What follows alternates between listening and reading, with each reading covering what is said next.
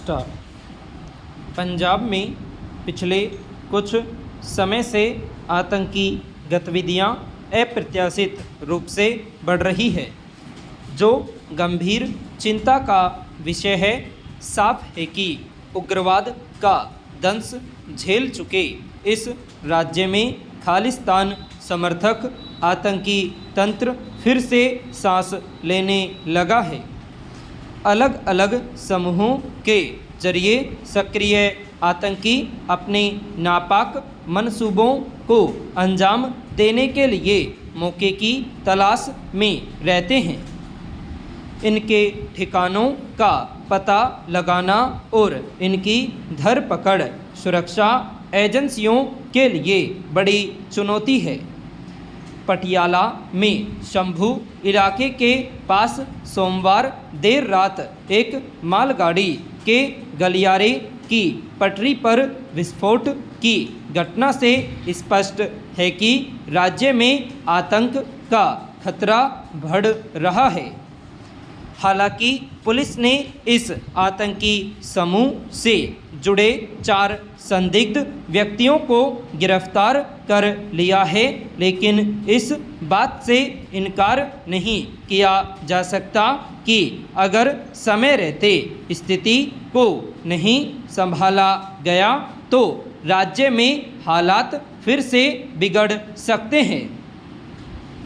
सुरक्षा एजेंसियों का दावा है कि पंजाब में सीमा पार से आतंकी गतिविधियों को बढ़ावा दिया जा रहा है, लेकिन सवाल है कि आतंकी तंत्र को कैसे खत्म किया जाए।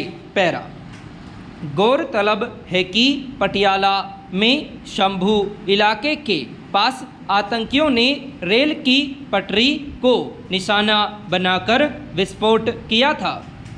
घटना स्थल से एक संदिग्ध व्यक्ति का शव भी बरामद किया गया और पुलिस का दावा है कि वह उसी आतंकी गिरोह का सदस्य था जिसने इस वारदात की साजिश रची थी। पटरी पर विस्फोटक लगाने के दौरान हुए धमाके में उसकी मौत हो गई। पिछले 3 माह में मालगाड़ी के गलियारे को निशाना बनाकर किया गया यह दूसरा हमला था। इससे पहले फतेहगढ़ साहिब जिले के सरहिंद में 23 जनवरी को विस्फोट हुआ था, जिसमें एक ट्रेन का इंजन क्षतिग्रस्त हो गया था और एक रेलवे अधिकारी को चोटें आई थी। पंजाब में आतंकी तंत्र के फैलते दायरे का अंदाज़ा इससे लगाया जा सकता कि पिछले वर्ष जुलाई में सुरक्षा एजेंसियों के बब्बर खालसा इंटरनेशनल के 3 आतंकियों को गिरफ्तार किया गया था। इसके करीब 3 माह बाद ग्रेनेड हमले की साजिश रच रहे 10 संदिग्धों की धरपकड़ की गई थी। हाल में मोहाली की एक अदालत और कुछ स्कूलों को बम से उड़ाने की धमकियां दी गई थी।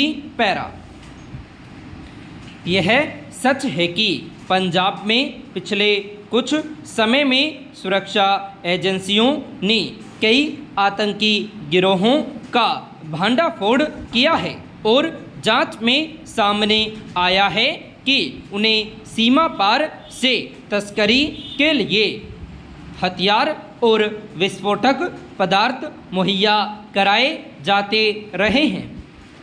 पुलिस के मुताबिक पटियाला के शंभू इलाके में हुए विस्फोट में जिस आतंकी की मौत हुई वह उस खालिस्तान समर्थक आतंकी तंत्र का हिस्सा था जिसे मलेशिया से संचालित किया जा रहा था। राज्य के एक राजनीतिक दल से उसके संबंधों की खबरें भी आई हैं। हालांकि आधिकारिक तौर पर इसकी पुष्टि अभी नहीं की गई है। इस गिरोह के सदस्य कट्टरपंथी युवाओं को आतंकी प्रशिक्षण के लिए मलेशिया भेजते थे। यही नहीं, राज्य में सक्रिय कुछ आतंकियों के तार पाकिस्तान और कनाडा से भी जुड़े हैं। इससे स्पष्ट है कि उग्रवाद के खात्मे के बाद शांति और समृद्धि की राह पर लौटे पंजाब में आतंक का खतरा फिर से बढ़ता जा रहा है। राज्य में विपक्षी दलों की ओर से भी बार बार यह मसला उठाया जाता रहा है। ऐसे में केंद्र और राज्य सरकारों को मिलकर इस खतरे से निपटने के लिए रणनीति बनानी होगी ताकि आतंक की जड़ पर प्रहार किया जा सके। पैरा। पिछले वर्ष विनिर्माण क्षेत्र में अच्छे प्रदर्शन से औद्योगिक उत्पादन की जो लुभावनी तस्वीर दिखाई दे रही थी, वह इस साल पश्चिम एशिया में उपजे संकट की वजह से फीकी पड़ गई है। सरकार की ओर से मंगलवार को जारी आंकड़ों में बताया गया कि औद्योगिक उत्पादन वृद्धि मार्च में घटकर 5 महीने के निचले स्तर 4.1% पर आ गई। इसका कारण विनिर्माण क्षेत्र में कमज़ोर प्रदर्शन को माना जा रहा है, जिसके पीछे अमेरिका, इजराइल और ईरान के बीच संघर्ष से उपजे हालात भी एक बड़ी वजह है।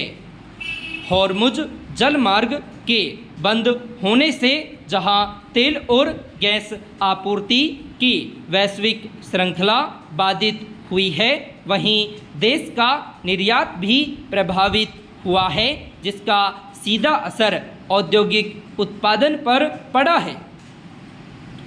गौरतलब है कि समग्र औद्योगिक उत्पादन में विनिर्माण क्षेत्र की बड़ी हिस्सेदारी है और इसमें गिरावट देश के आर्थिक विकास की रफ्तार के लिए चिंताजनक है।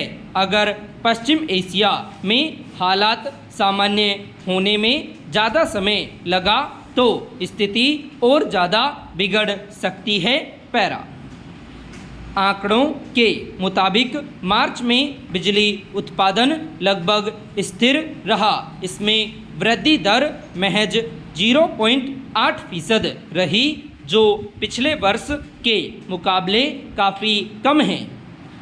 जाहिर है कि इससे भी समग्र औद्योगिक वृद्धि दर पर दबाव बढ़ा है।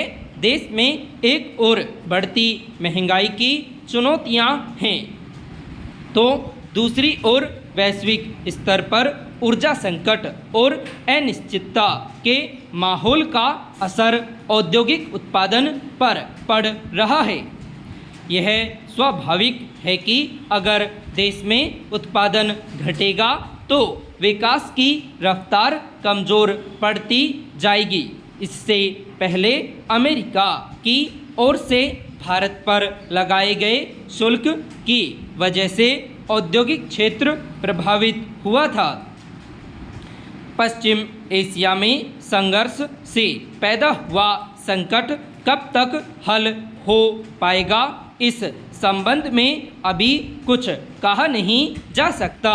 इसलिए इसका असर दूरगामी न हो और देश में विकास की गति धीमी न पड़े, इसके लिए सरकार को वैकल्पिक उपायों पर ध्यान केंद्रित कर नए रास्ते तलाशने होंगे।